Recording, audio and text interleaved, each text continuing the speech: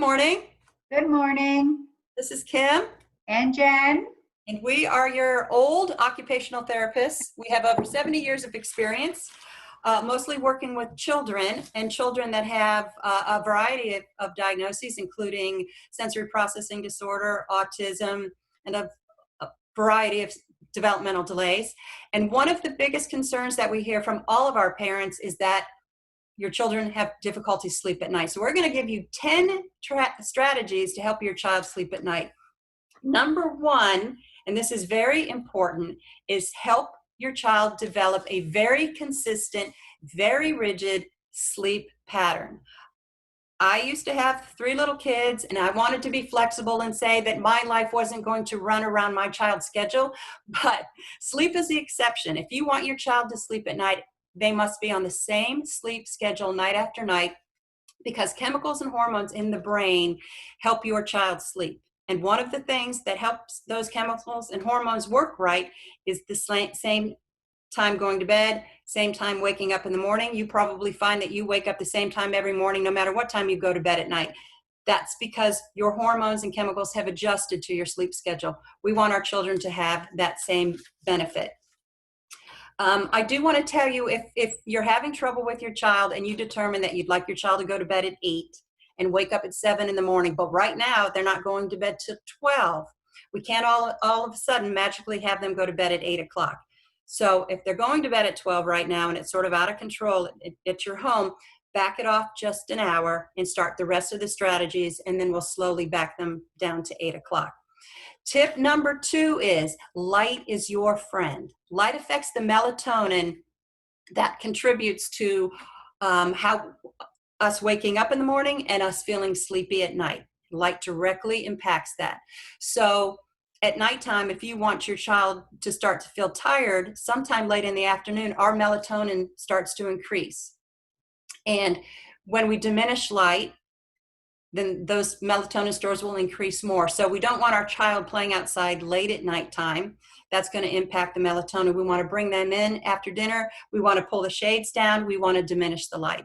First thing in the morning, if we want them to wake up, we're going to pull those shades up. We're going to have lots of bright light coming in the house. That's going to diminish the melatonin. That's going to make them wake up. Jen, what do you have for number 3? Number 3 is food and exercise. So we want to make sure that the kids and adults are getting enough exercise, because we know that exercise makes us tired, right? When we work our muscles, when we do some heavy work, we get tired. So we want to make sure that our kids have enough exercise during the day. And is on the same wavelength, we want to make sure that they're eating well. So a lot of our kids are picky eaters, and I know that and I get that. But we want to make sure that we limit caffeine if giving them caffeine at all. They should not really have caffeine in their diet. So no caffeine, no pop, low sugar diet, lots of vegetables, lots of fruits. Try and minimize the carbohydrates and increase proteins. That's my recommendation. We also know that lack of sleep affects our health in terms of we're more likely to have heart disease, we're more likely to have obesity. So we really want to make sure that we get some good habits starting young. So that's my number 3. I want to add to that. I had a child with significant sleep problems. Jen can attest to that. He didn't sleep. He was about 2.5, and he would get up 5 times a night. I tried all of these techniques on there, so I can tell you a lot of these work. But one of the problems that he had is that dyes in food affected him. He would get a really bad stomach ache every time he had dye. So I limited the amount of dyes he had. A lot of candies have blue dyes. That was terrible for him. A lot of medications had dyes. You can get dye-free Tylenol, and even some of your antibiotics, you can get dye-free. So be careful with the dyes as well. That's a good point. Yeah. Allergies will definitely come into play. And even like now, allergies in terms of grass and pollen and all of that will affect your child as well. So the next one is setting up a bedtime routine. So first I thought I would talk about what we expect in terms of how many hours a day should a child be sleeping. So a 1 to 2-year-old should be getting 11 to 14 hours of sleep a day. That includes naps, but total time should be 11 to 14.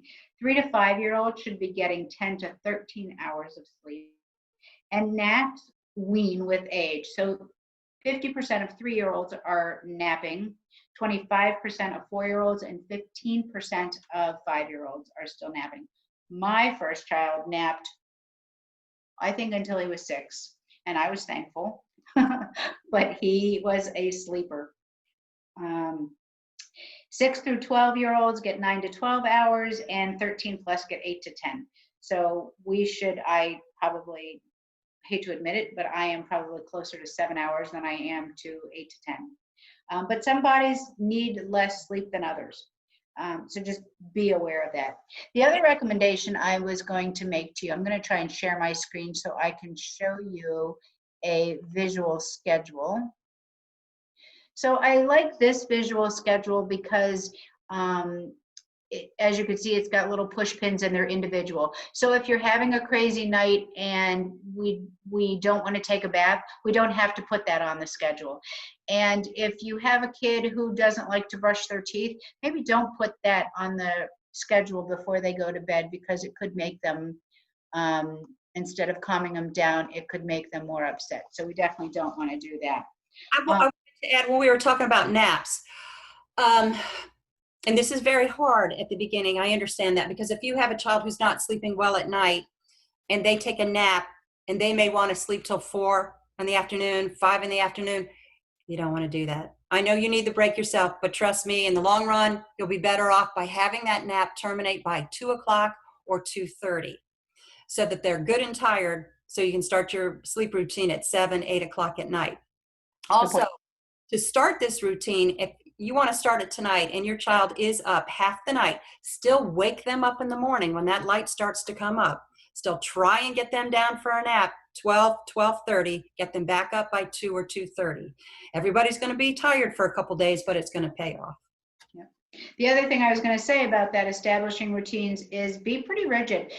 It takes a minimum of 6 weeks to establish a new routine. So if you are on a diet or if you are starting to exercise, you got to give it at least 6 weeks of pretty consistent behavior before it's considered a habit. So pay attention to that.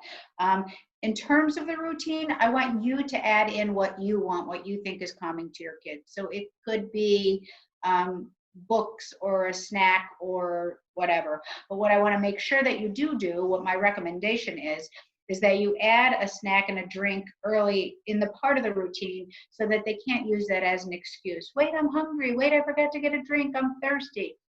Chances are they're not. They're just trying to put it off. So if you know that you're rigid and they had a snack and you could do oh, remember you had some cheese and crackers. We're good. If you stick to the routine, you're more likely to have success. I work with a lot of kids who have sensory sensitivities, and they wake up a lot in the middle of the night, and sometimes just the sensation of needing to urinate, even if they're still in a diaper, wakes them up. So if that describes your child, you may want to back off on the liquid. Don't give it right before they go to bed. Maybe give that last cup or bottle a couple hours before they go to bed. Perfect. All right, number 5, the 5th tip is calm strategies. So we want to make sure that our kid is in their happy place when they're going to bed, and they're not anxious about it. And we also want to make sure that you are feeling that same way, because kids will feed off of you. So some ideas that we had were some diaphragmatic breathing. What I do is I put like a little stuffed animal on the kid's diaphragm, and we watch it go up and then watch it go down for a count of 7 both ways to help calm them down. So that's one strategy. Another strategy is visualization. So the mind's a tricky thing, and it doesn't always recognize when things are real or not real. So if you closed your eyes right now and imagined a happy place, a beach, the wind, the sand, the sun, you can actually start feeling that same emotion that you would get when you were in that happy place. And your body doesn't necessarily know if it's reality, because your mind is so vivid in getting a visual image. So getting kids, teaching them how to do visual imagery is a technique that I've used. Another idea is mindfulness. So the mindfulness that I try with kids is I do a short amount of time, 1 or 2 minutes, and we just practice clearing our mind, getting everything out of our mind. And anytime an idea pops in, we tell it to go away. And if another one pops in, we tell it to go away again so that we can keep our mind clear and be present. I know that you had a couple as well. Kim, you want Yeah, to? my kids are generally, the kids I see are younger than Jen's, and they have sensory processing challenges or autism. So a lot of times they're sensory seekers. And so it looks like they are still highly energetic and they're running around right before bed. We want to slow their engines down a little bit. So of course, rocking generally helps. I do the same diaphragmatic breathing that Jen does, but if I'm doing it with an 18-month-old, I sit them on my lap and I take a deep breath up. I fill up my abdomen and they feel that against their body. I'm holding them close to me and I'm doing the deep breathing. It takes about 5 seconds in for a deep breath in. I fill the abdomen up and then I blow it out. And they feel that and it just relaxes them and it really relaxes you. But of course, the rocking in the rocking chair, you can get a nice big Pilates ball with a fuzzy blanket, put them on their belly and slow rolling them. Always have classical music playing. Classical music can slow down the heartbeat, so and slow down the respiratory rate. So that's going to help you. And of course, you want to do all the light changes that we talked about earlier. Make sure it's really, really dark in your room as well. One more idea on that would be the infant massage. You can do an infant massage, and a nice time to do it is after a bath when they're already hopefully nice and calm. They don't have clothes on, so that would be another idea. Yeah, my little guy who did not sleep till he was about 2.5, I did infant massage every night. And you can find that on YouTube, or you can find that, you can get a book on it. It is very, very relaxing. I think I did infant massage with your child as well because you were like so exhausted. And phone a friend. Honestly, if you can, phone a friend. You need to take care of yourself. This is so hard. Sleep challenges are so So hard. hard. Mhm. And most of it is because you're sleep deprived. So you are not thinking clearly. Very So hard. yeah, it's hard to be kind to yourself. All right, number 6, I'm sorry, is technology. Don't do it. Don't do it. So it is so tempting when we're exhausted. You might have a couple kids running around and you've got a job and maybe this is still quarantine when you're watching this and you're beside yourself. And it's so tempting to give your child that phone at the end of the night to watch them watch videos. You don't want to do that for 60 to 90 minutes before they go to bed, because remember we talked about the impact of light on sort of waking up the brain or slowing the brain down. We want to slow the brain down. So you do not want to expose them to the TV or the computer, the iPad, the phone for 60 to 90 minutes before bed. That's a big one. That is a big one. And the same question that parents often ask me is, what do you think about a TV in their room? My pat answer, and they don't always like me, is no. Nope, don't like it, don't want it, don't recommend it. If you're going to ask me my opinion, that is my opinion. Same reason. Same reason. The light and the visual stimulation and the Yeah. auditory stimulation. Yeah. Yeah. It just doesn't shut the mind off, which is what we're trying to do when we're sleeping. Exactly. The next one is The room environment. the room environment. Sorry. Go. So at least for my kids, again, I've got the kids who are hypersensitive to sounds and sights and they're sensory seekers, that sort of thing. So I want to minimize, of course, the noise. If you have wall-to-wall carpeting in there, that's great. It's going to absorb some of the sounds. If you don't have drapes and you can put some drapes up, close them. You want to get rid of the light. You want the drapes to absorb the sound as well. You want some classical music playing in the background. You can have some essential oils going, some lavender oils if you think that might assist your child as well. I've also purchased some lavender oils or magnesium oils and put them on feet and wrists to help as well. Anything else you have on that one, Jen? No. Okay. Number 8. So we're going to divide. Number 8 is, what do you do when your child wakes up in the middle of the night? We've all had that happen. They wake up for different reasons. My kids that I see in therapy wake up for different reasons than Jen's do. Mine are the sensory seekers, and they'll wake up in the middle of the night seeking input. They either want to suck on something, they want to rock. So here are some things that you can do. This is called a Cloud Bee Sleep Sheet Sound Soother. It makes 8 different sounds. One of them is a recording of a mother's heartbeat. So not only do they get the soothing sounds of something that sounded like you, when they were still inside of you, then they've got the soothing feel of the sheep. So I love that one. And I'm not just endorsing this product. There are other ones out there like that, but we want to show you a picture. I used this for my son. This was a lifesaver. You put this on the top of the crib handle, and it makes the mattress vibrate. It also comes up with a variety of sounds and music to lull your child to sleep. And that was a lifesaver for me. Lula Vibe vibrating pad, that will vibrate. You can put it under the sheet for 30 minutes. You can take that with you. So if you go to grandma's house and baby's going to take a nap, you can take that with you too. You can put it on a timer. It'll vibrate for 30 minutes.